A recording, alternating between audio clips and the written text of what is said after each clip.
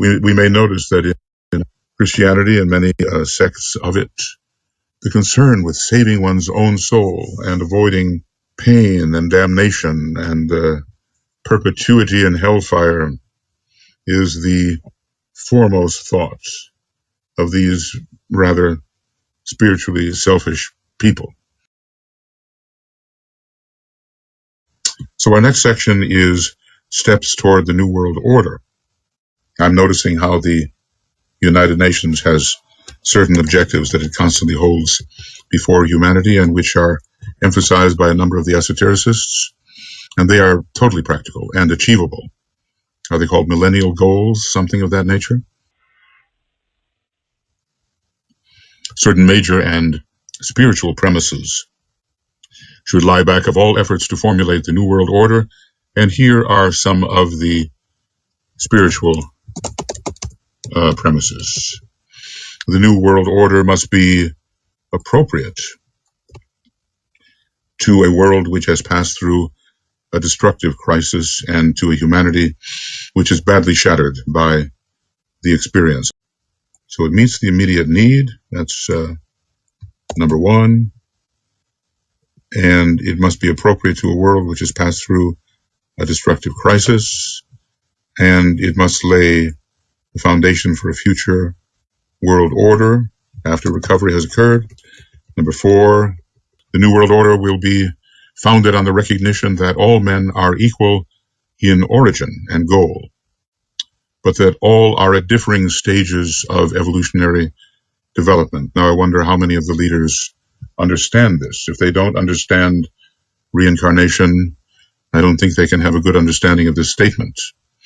Anyway, people are at different stages. That much, I think, can be understood. That personal integrity, intelligence, vision, and experience, plus a marked goodwill, should indicate leadership. The domination of the proletariat over the aristocracy and bourgeoisie, as in Russia, or the domination of an entrenched aristocracy over the proletariat and middle classes, as has been until lately the case in Great Britain, must disappear.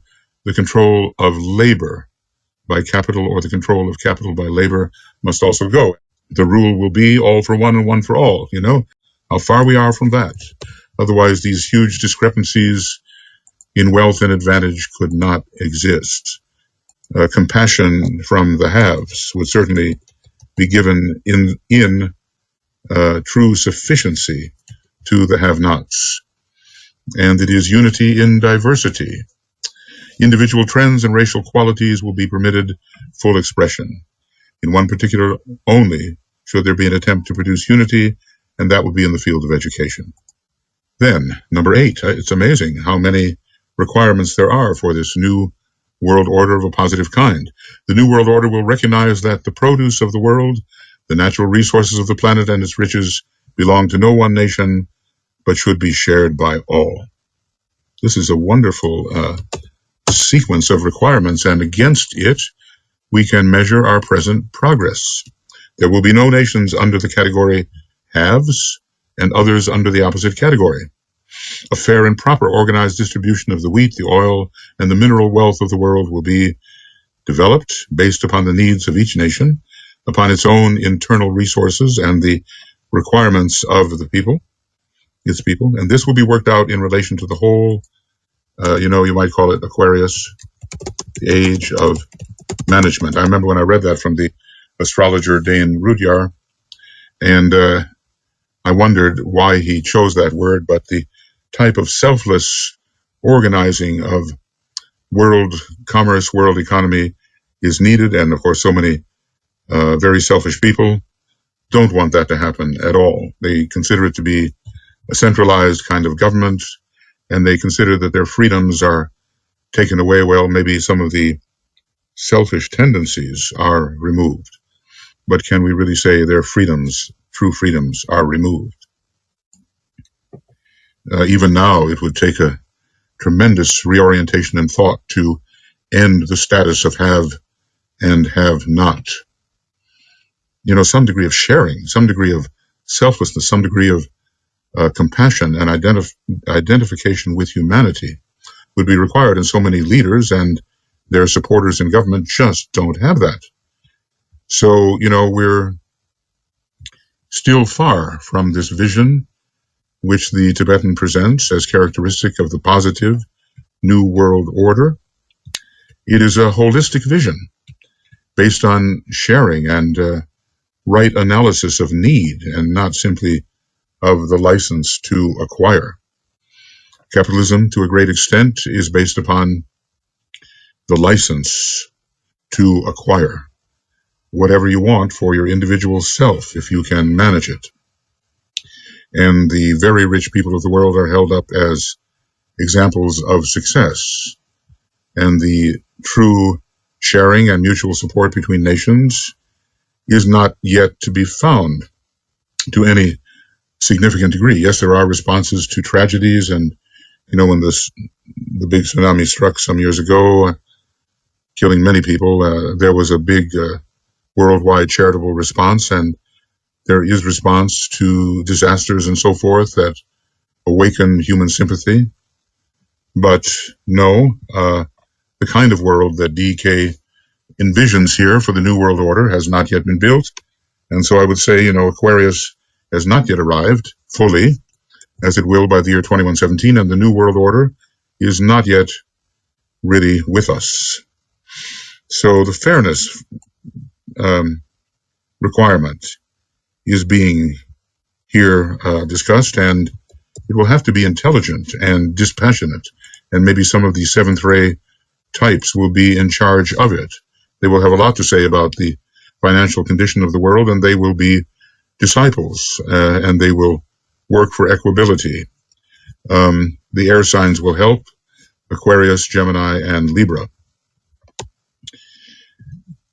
Okay, Aquarius for equality and fairness, Gemini for brotherhood and brotherly love, and Aquarius for freedom of the individual, within the context, of course, of a developing nation and a developing humanity. It is a balance, isn't it? So in the preparatory period for the New World Order, which is being discussed here in 1940, there will be a steady and regulated disarmament. Now, it will not be optional, this disarmament.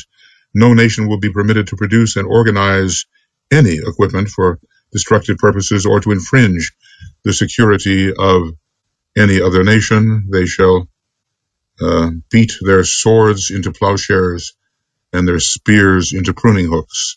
As I said before, I think there is a statue, sculpture in the United Nations in New York which illustrates that happening. One of the first tasks of any future peace conference will be to regulate this matter and gradually see to the disarming of the nations. These are simple and general premises upon which the New World Order must begin its work. Of course, not all of this material has been spread far and wide, and humanity is still selfish and seeking its own personal and community, municipal, and nationalistic objectives. The material nature of man is slower to react than would be ideally the case. Right human relations. The objective of their work can be summed up thus: the New World Order will facilitate the establishing of right human relations based on justice, on the recognition of inherited rights, on opportunity for all, irrespective of race, color, or creed, on the suppression of crime and selfishness through right education, and on the recognition of divine potentialities in man, as well as the recognition of a divine directing intelligence in whom man lives and moves and has his being. I wonder, could any one of us put together a sentence like that? So clear and yet so comprehensive at the same time. Envisioning in the anticipation of hierarchy, there is an ideal New World Order, and it's being articulated for us here: right human relations based on justice, on the recognition of inherited rights, on opportunity for all, irrespective of race, color, or creed, on the suppression of crime and selfishness through right education. It's different from incarceration. And on the recognition of divine potentialities in man, as well as the recognition of a divine directing intelligence in whom man lives and moves and has his being. It is equally essential that the New World Order should develop in humanity, a sense of divinity and of relationship to God, yet with no emphasis upon racial theologies and separative creeds. No. But the sense of God, the sense of divinity, this is important because it allows men to live for something greater than themselves and to understand eventually God as love. So let's just say here, yet another necessity to appear as part of the New World Order. The essentials of religious and political beliefs must be taught, and a new simplicity of life inculcated. Well, certainly for politics, it's the greatest good of the greatest number. For religion, I suppose, we are all children of the same one father, mother, the same one source, and humanity is one. There will be different points of view, of course. Today, these are lost in the emphasis laid upon material possession, upon things, and upon money. The problem of money will have to be faced. The problem of the distribution of wealth, whether natural or human, will need careful handling and a compromise reached between those nations which possess unlimited resources and those who have few or none. Now, the selfishness of humanity is presently precluding this.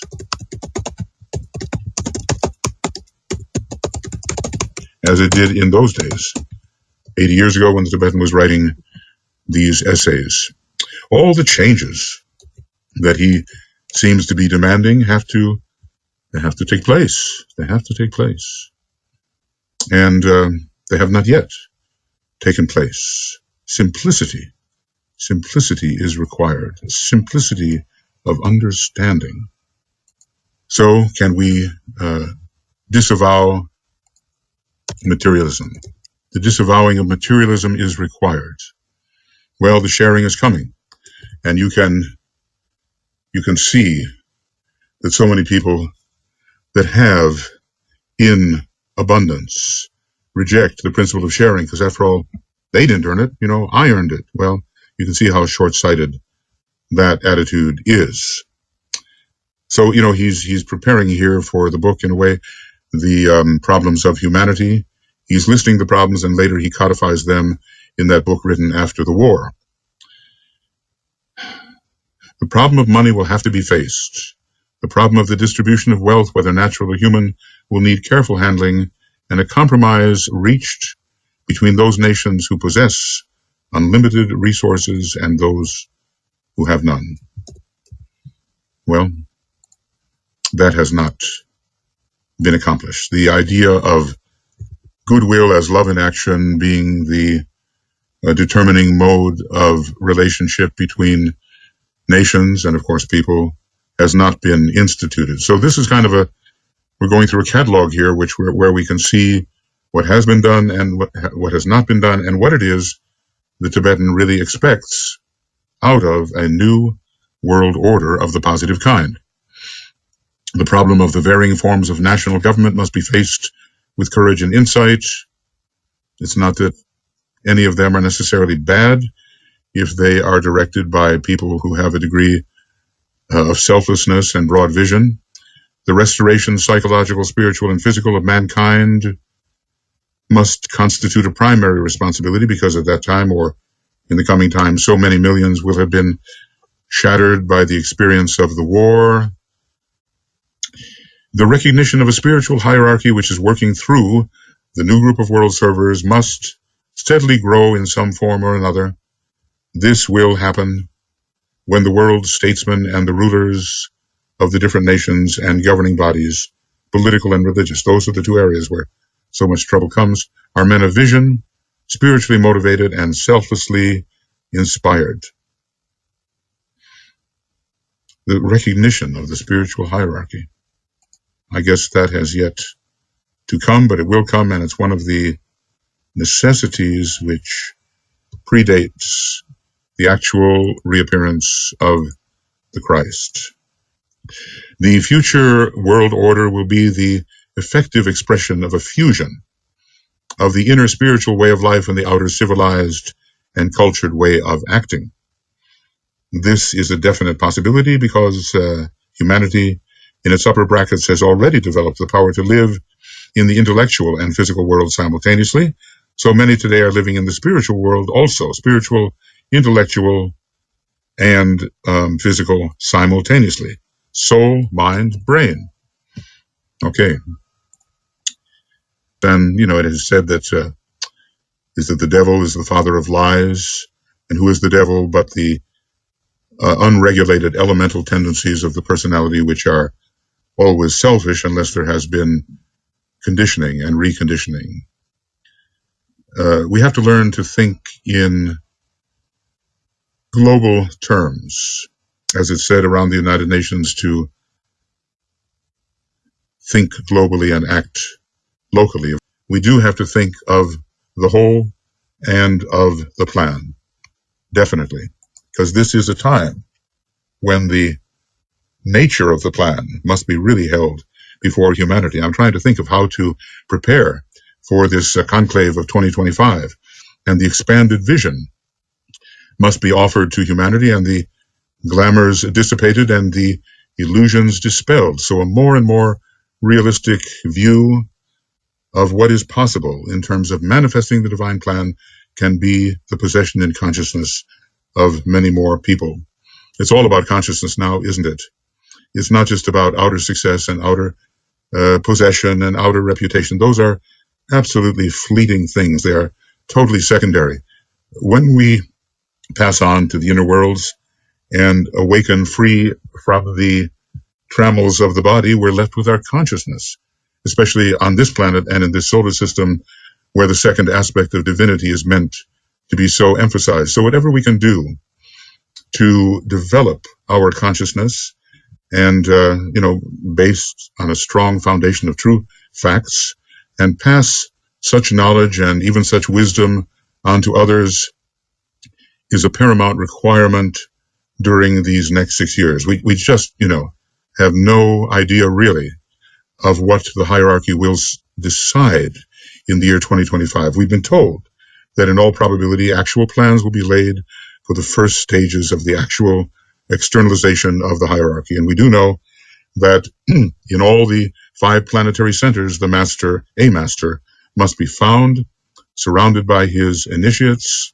and by his disciples, and they have to gain a good reputation and be magnetic, and they have to be consulted as to direction of that area over which they seem to preside, and direction of humanity as a whole. And only then can the Christ truly appear, arriving on the wings of expectation. Only then. I think we're going to have strong indications of life beyond Earth within a decade. And I think we're going to have definitive evidence within 20 to 30 years. There's so much left to do, and there's so much ignorance in the world. How best to overcome this ignorance? Now, on the internet, there are many spiritual broadcasts. There are very informative programs, and there are spiritually viable programs. And people who work with the internet in a positive way will be informed and instructed, and their consciousness will be, let's say, swayed in the proper direction, which is an inclusive direction that cares about the general welfare of humanity. We cannot go on in a state of retrogressive nationalism towards which a number of important countries seem to be sliding. I mean, the fear, of course, facing the new drives people back into the imagined safety and quality of an earlier bygone time, which never was as it is imagined glamorously now to be. Master Morya seems to tell us, the future is always better than the past, and he wants us to strive fleetingly into the future as if over a bridge that is on fire, so that we can make our way into the land of the future fleetly, rapidly, knowing that if we don't, the bridge burns and we fall in the ravine. So we're on our way into a much better future in the Aquarian age than we can imagine, but there will be tests along the way. And this is the question: do we function in such a way that we can pass those tests which make us really useful to the hierarchy, useful to humanity, useful for the manifestation of the divine plan? So every one of us has to assess the degree of our usefulness, which will correlate with the degree of our selflessness and our willingness to sacrifice on behalf of the whole. When it comes to preventing the spread of COVID-19, we're in this together. Together, we can protect each other from COVID-19. To sacrifice on behalf of the whole, but practically on behalf of any environment where our sacrifice will make a difference. But sacrifice will spread. And if we sacrifice in areas, we become forgiving, as we've reviewed, we give what we have. That's what sacrifice really is, the making sacred of giving the quality that we have. And if we do that, it will spread.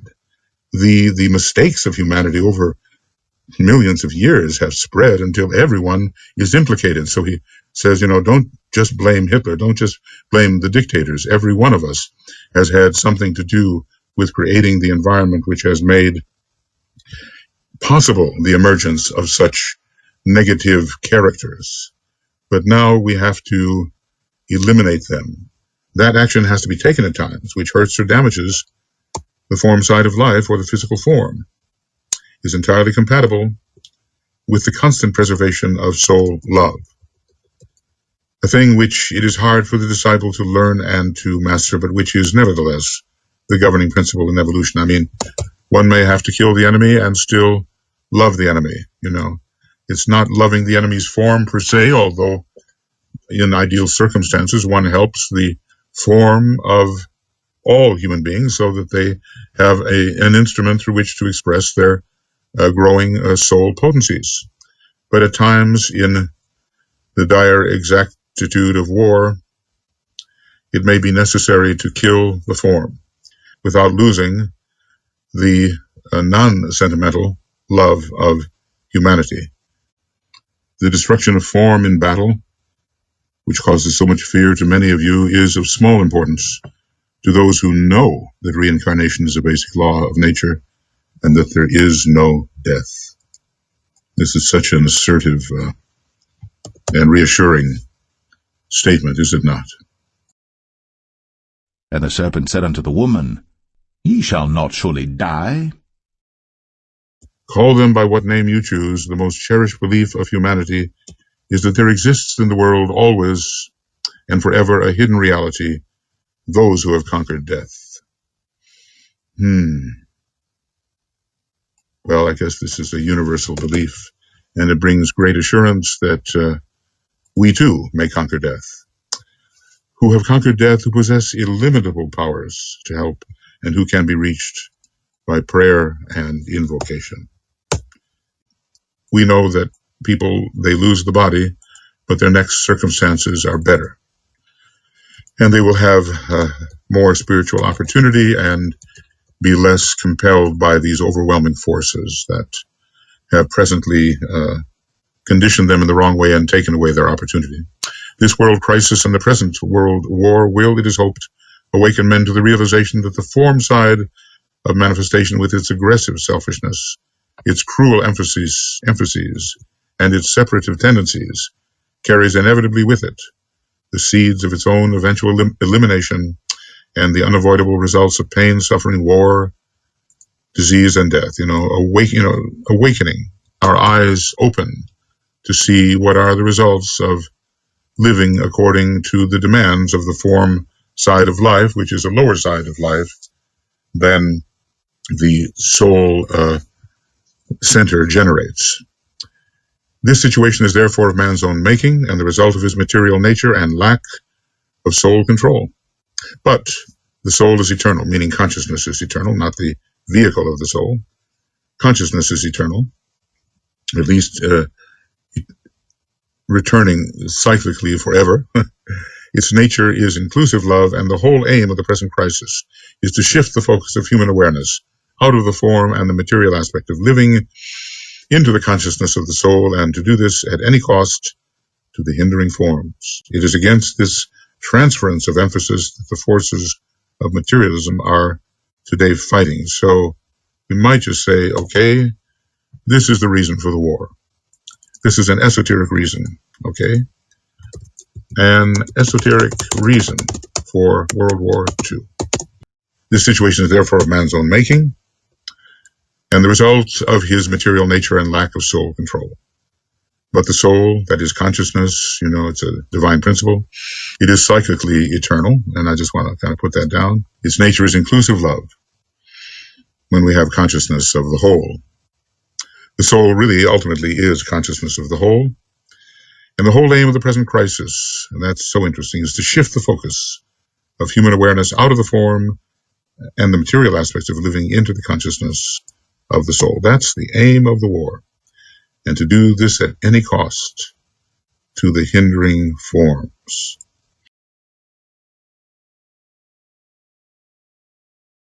For this reason, humanity is swept into a vortex of conflict, and the issue depends upon the clear thinking, wise speech, and selfless intent of the world disciples working in collaboration with all the forces of good in the world today, doing their duty as citizens of their country, but cultivating ceaselessly and unrelentingly a world consciousness. So this is what you call acting locally, but thinking globally.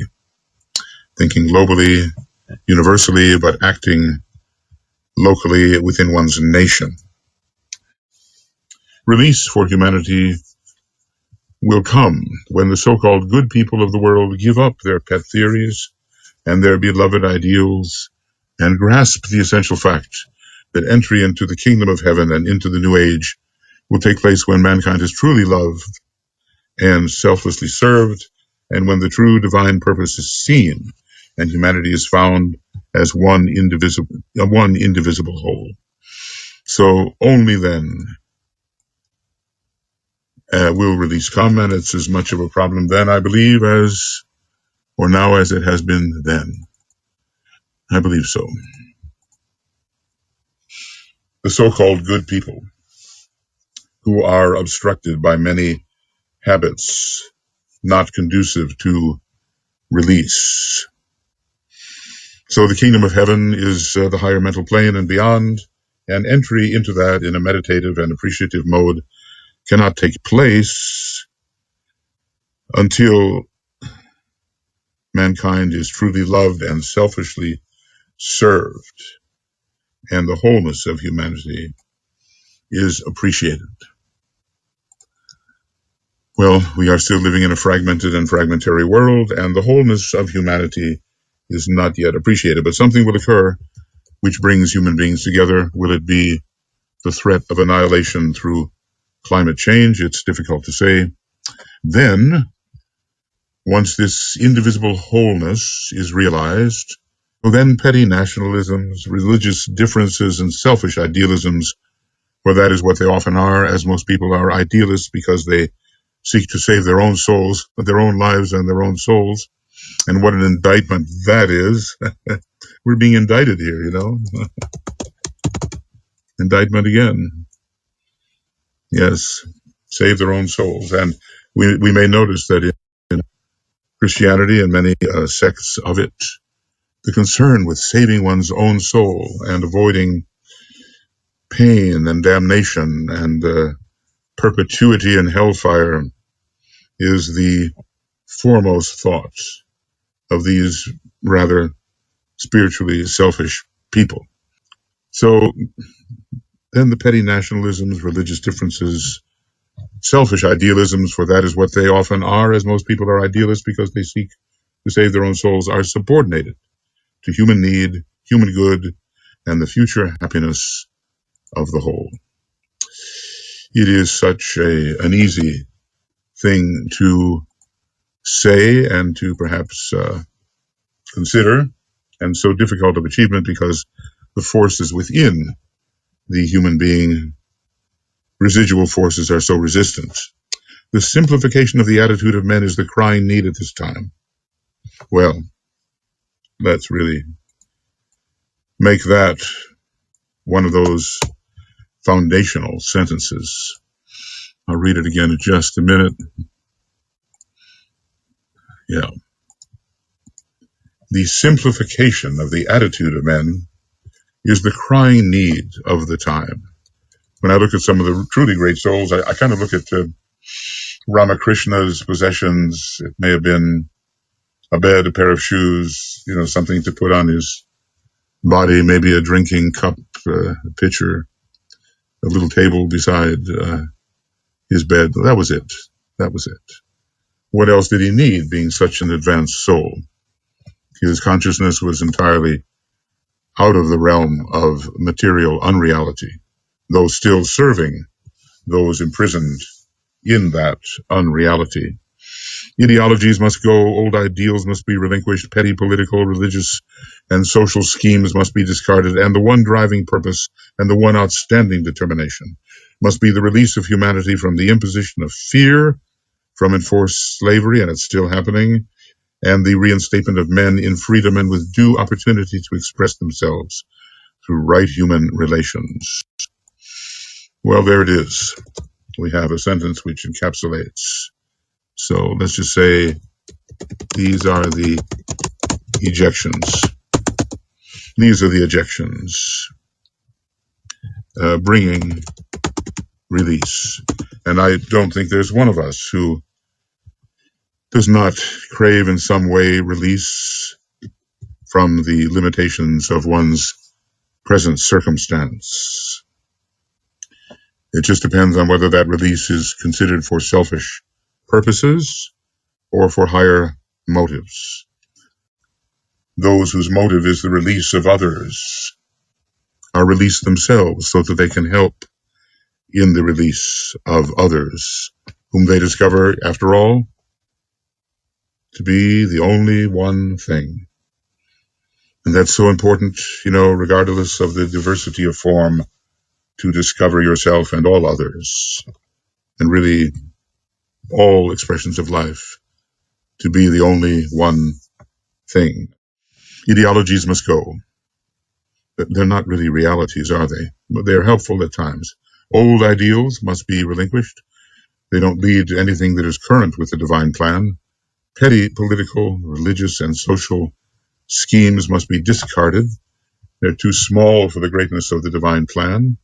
And the one driving purpose and the one outstanding determination must be the release of humanity from the imposition of fear, and through that imposition, the Black Lodge works. From enforced slavery, they do seek to enslave the planet and all forms of life upon it, and certainly the human being, and the reinstatement of men in freedom, kind of like, restoration of the plan, right? The reinstatement of men in freedom and with due opportunity to express themselves through right human relations. This is what is involved in the simplification of life, of which he speaks. So sometimes when we think about simplification, we have the problem that we think we may be deprived of something we were holding on to before. But in fact, the way may be cleared for us actually to reach the highest values, because there's just so much impedimenta that's been discarded and is now out of the way.